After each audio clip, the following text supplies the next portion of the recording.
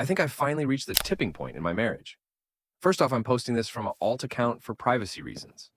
So, as the title reads, I think I've finally reached the tipping point in the relationship as a whole. My wife and I have been together almost 20 years. Our bedroom has been on a slow but gradual decline for the last 15 years. We sat down and had the talk a few months ago, where we hashed out the details of trying to rekindle the spark we once had. One of the main things we both agree upon were the need for date nights, as well as other things. Things seem to improving, albeit it only marginally. Again, I'm the one initiating things, and 90% of time I get shot down. The usual excuses followed, i.e., too tired, not in the mood. Child is awake. He's 18 years old and off doing his own thing. Not feeling very well, headache, aches and pains, etc. And my personal favorite, we can't, as you've got to be up for work early in the morning. Anyhow, we persisted with the date nights out of 9 that I organized over the last 2 months. My wife canceled 7 of them often without notice. Some even planned weeks in advance, when she'd breeze in after her work shift and announce she was going out with her friends. When I mentioned our date night we'd had planned, she claimed she'd simply forgotten, despite it being marked on the calendar on the fridge again, her idea. So, on to this weekend. I've spent the last 2 weeks setting up a date night. So, picture this a whole weekend away.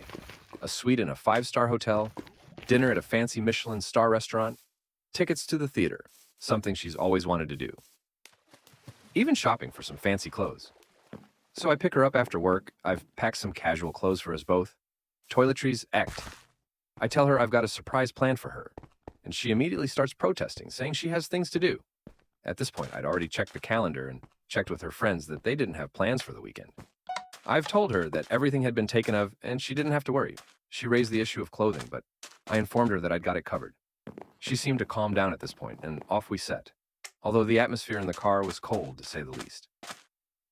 Anyway, a few hours later, we arrive at the hotel and check in. She seems to cheer up when she sees the suite we have. Her focus returns to me when she asks what I have planned. So I gave her a brief rundown, i.e. shopping, sightseeing, dinner, and a show. So we have a light lunch in the hotel restaurant and head out to do some sightseeing.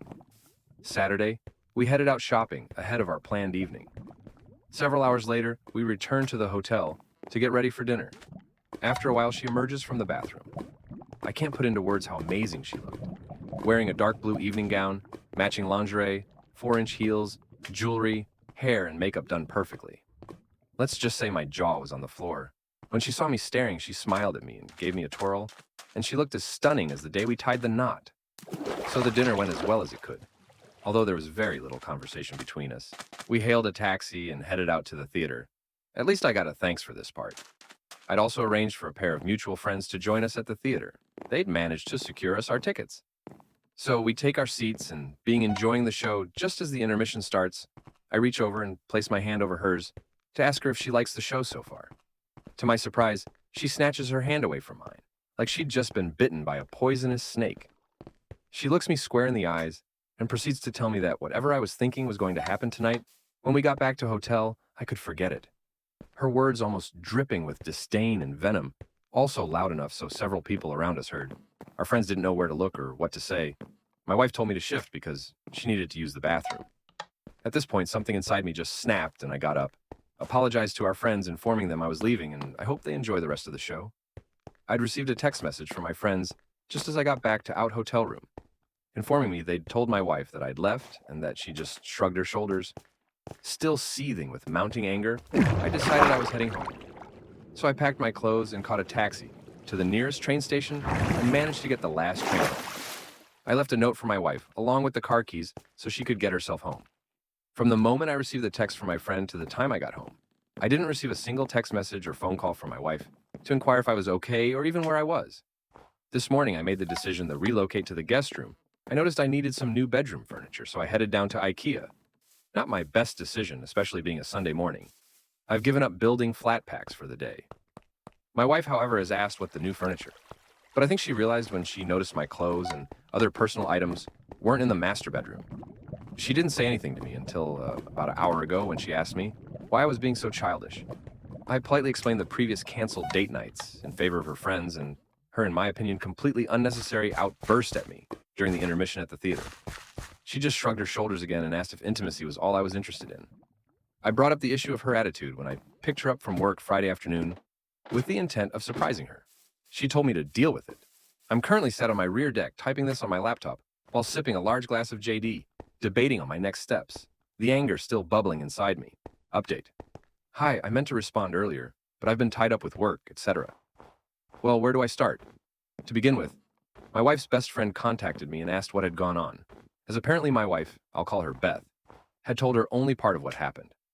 So, I filled her in on all the gory details. To say she was shocked was an understatement. She proceeded to ask me what I planned to do, considering I was planning a trip to Paris for our anniversary later in the year. I stated that the trip wasn't going ahead because of her actions at the theater. My darling wife still hasn't apologized for her actions outburst. She still claims that she may have overreacted slightly, her exact words. Beth promptly called my wife and put her on speakerphone. Beth then proceeded to tear her a new one, and to add insult to injury, so to speak, spilled the beans about the proposed trip to Paris for our anniversary. My wife proceeded to gush, saying that she knew I'd get over it as I couldn't say no to her. Her happy mood disappeared when Beth informed her that I'd canceled the trip not 10 minutes ago.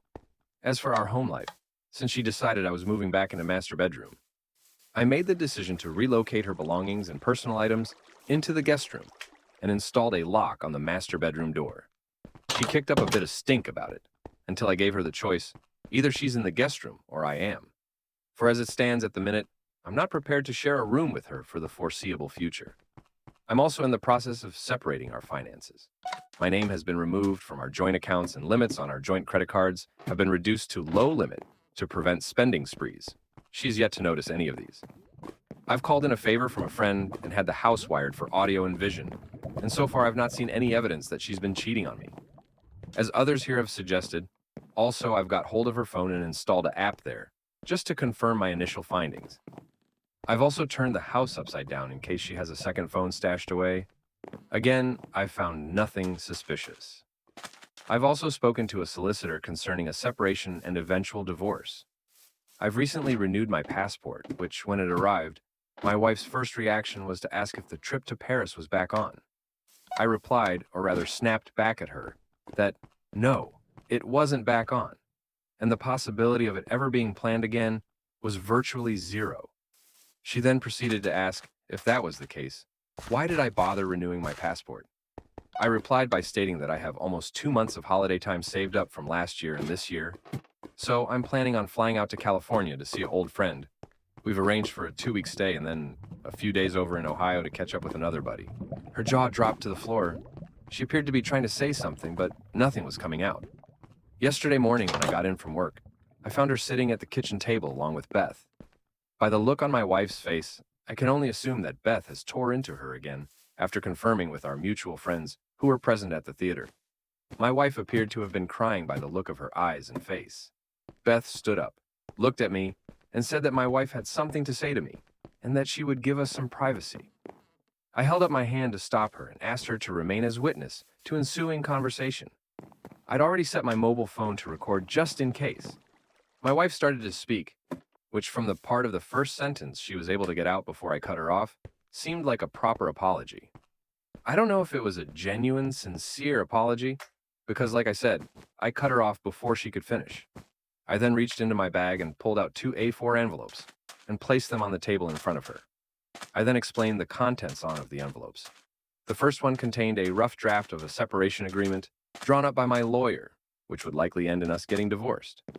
At hearing my words, she started bawling her eyes out again. Her friend calmed her down and asked her what she thought I'd do, as she mentioned that during our conversation, Beth had picked up on my cold demeanor and tone. Beth also suggested that my wife had pushed me too far when she humiliated me in front of our friends after I went to the trouble of organizing everything, which it turns out by my wife's own admission was something she'd wish I surprised her with. After my wife calmed down, I proceeded to explain that the second envelope contained a list of marriage personal counselors and instructions for her to choose one. She was then given the ultimatum to choose one of the envelopes. I would be leaving Sunday morning to catch my first flight to the US, and she'd got until the time I returned to make the decision, as I refused to be spoken to and treated like I was that night. Add in the fact that she didn't see, and I'm still not sure she does, that her reaction was uncalled for and way over the top. Before she could respond, I told her in no uncertain terms that if she started screaming at me, that the second option would be immediately removed from the equation. I'd also reiterated that if I found out she was seeing someone else whilst I was away, option 1 would be selected by default. Update.